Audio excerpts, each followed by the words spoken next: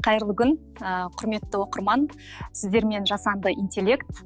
Бізде жаңа айдар, ой оятар. Бүгін ұлы ойшыл Әбу Насыр әл-Фарабидің тағылымды нақылына назар аударамыз. Бүгінгі адамдардың сыйластық мәселесіне не айтар едіңіз? Мен бір сөзімді айтқанмын.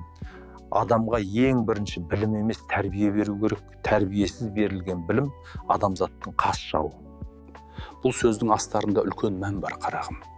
Егер адам білімді болып, бірақ тәрбиесіз болса, ол алған білімін адамға қызмет еткізу орнына өз пайдасына кейде зиянға жұмсайды. Өзінен жоғарыны сыйламау, санаспау, аттап өту, сөз тасу, қосып сөйлеу, бұлар білімнің жетіспеуінен емес, тәрбиенің әлсіздігінен. Тәрбиелі адам лауазымға емес, адамдыққа қарайды. Ол үлкенді құрметтеп, кішіні қорғай біледі. Ал тәрбиесіз білім менмендікке, өзімшілдікке, берекесіздікке апарады. Сондықтан қоғам түзелсін десек, алдымен адамның жүрегін тәрбиелеуіміз керек. Құрметті оқырман, сіз қалай ойлайсыз? Пікіріңізбен бөлісе отырыңыз.